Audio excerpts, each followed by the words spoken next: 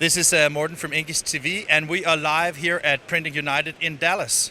We have actually met a lot of nice people already, and I just got the chance to meet another great guy, Graeme, and he is actually one of the people that are responsible for the FESPA Madrid 2020. So why not talk about Madrid and FESPA while we're here at the booth or at the show in Dallas? So Graeme, thank you very much for taking time to come here. It's my pleasure to join you today. So what is it you're working with? So in FESPA, I'm the technical manager. So my role is to manage technical products for the organisation. So I joined having produced the Colour Champion Workshop for FESPA for our member associations. And within that, so that kind of leads into my role within our 37 national associations around the world. I go and travel to many countries and speak with audiences, often on process control, colour management issues is kind of my favourite pet topic, if you like. Is that just? I just have to clarify. So when you talk about the technical perspective of this, is that because you are also, as FESPA, also like an organization where you have like consultancy and support of your members, or how is that role? It's not a formal consulting role in that we don't charge a fee for participation at events under our Profit for Purpose scheme. What we do is our members will apply for the funding for a conference or congress in their region, and then what I will do is I may be asked to go and join that event and provide a presentation on a topic that is discussed with them. So it's been in Slovakia I've talked about colour management and stochastic screening in garment decoration. In Greece I spoke about process control in a more broad sense across wide format presses and screen printing devices. And what have I just come back from Bucharest? I've been traveling a lot recently. You know, every time I meet people at show floors, everybody's traveling so much. Yeah. I mean, and the way that I guess that you are also experienced and get wiser is by getting in your networking. You're right. I think there's no doubt that getting out into the community and spending time in, recently I've spent a lot of time in Central and Eastern Europe, and what I've found is I've learned a great deal of where their market's at and how where their strengths and where their challenges exist, and it's kind of very useful because I've spent 35 years in the UK industry. I was trained as a printer originally, and kind of moved through to managing, directing and running businesses within that space.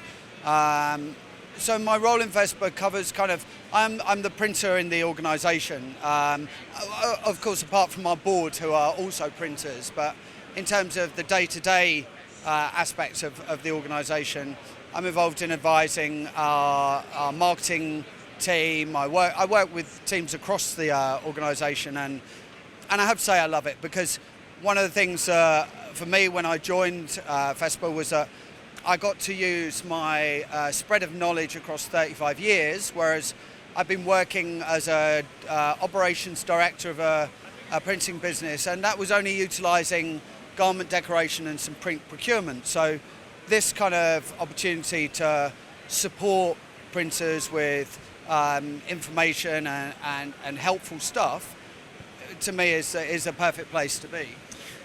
One of the things that I really like about FESPA as an organization is that you have, I think that in a broad meaning, I think a lot of people think of FESPA more like a show, but you are an organization in all means, and now you have, I don't know if it's new, but it's new to my knowledge that you have now started organizing you locally in Europe at least, and I know that some of the organizations that you organize together with is the federations of printers in different countries, like my own country in Denmark, for example. Yeah. And I think it's a brilliant way because you get both local recognition in the market as well as you get like local marketing, I guess, so you can have as many people coming to a show as possible.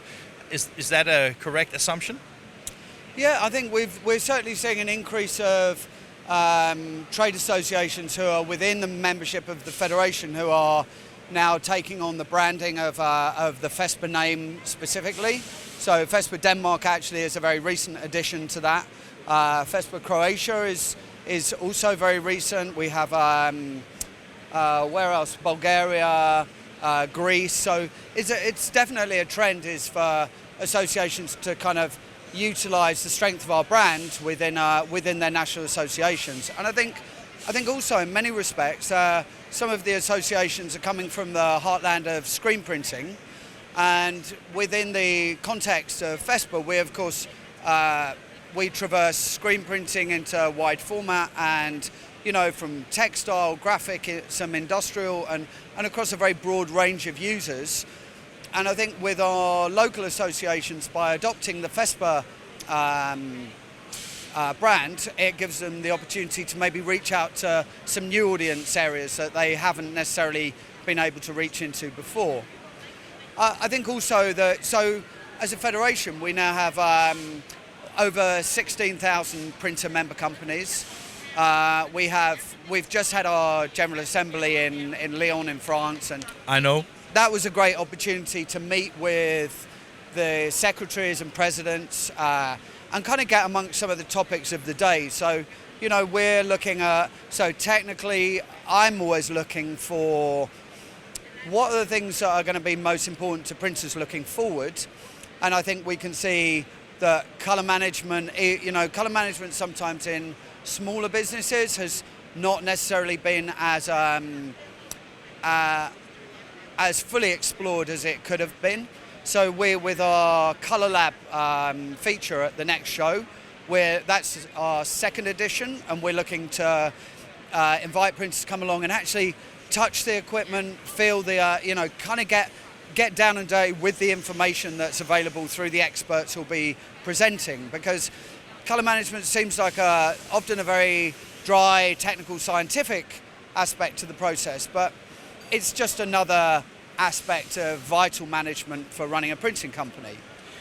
And talking about touching and feeling, that takes place at FESPA 2020 in Madrid.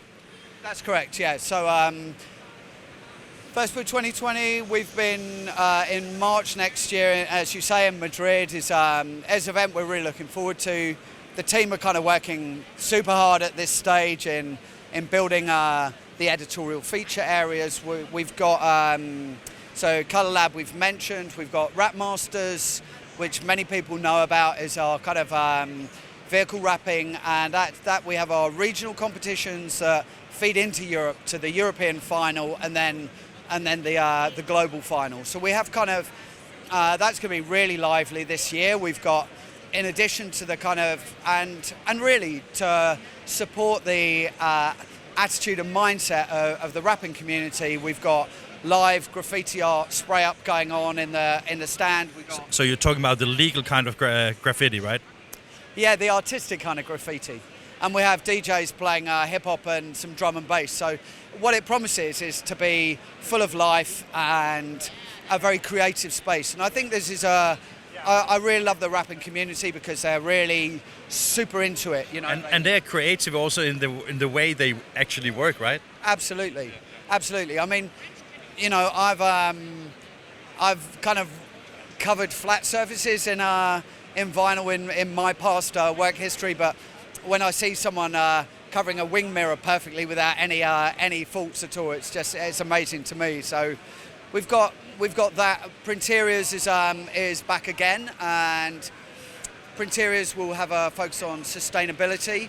So we're looking at, in fact, the construction of the space is going to be a new modular format, so that we will be reusing year on year a kind of set of assets that we can reorganise in accordance with the venue that we're working in.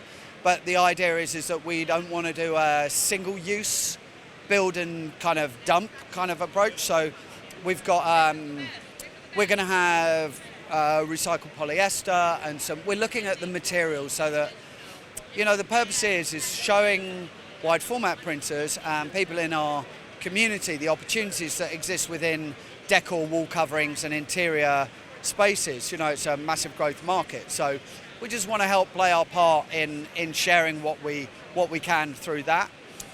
Just sorry to interrupt you, but it just sounds like with a membership organization with 16,000 printing companies as members, it seems that you have, in a very competitive market, it seems that you have a very strong base of backers.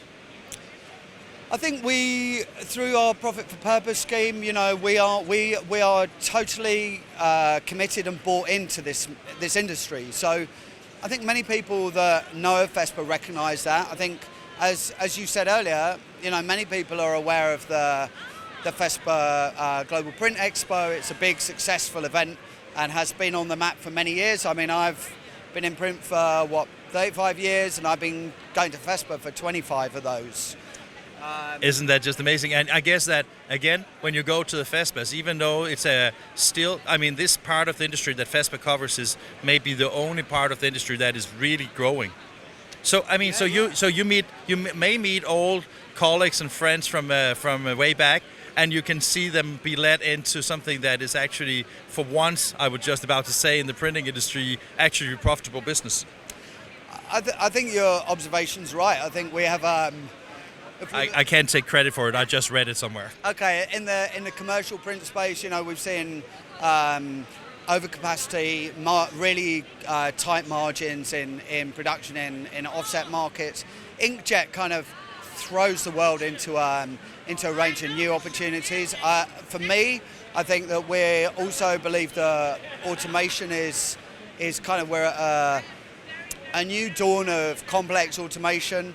I know from my visits around the market, from conferences, through visiting printers who are very well adapted in this space, that they are achieving incredible throughput in numbers of orders because their order volumes are down, so they're doing small quantities. They're not printing for stock, they're printing for immediate use. And with web to print and a fully kind of connected automated workflow, it presents a tremendous opportunity. So, and we have to leave it there. The opportunities are great. Thank you very much, Graeme. It was nice talking to you. It's been a pleasure. Okay, thank you very much. Thank you so much.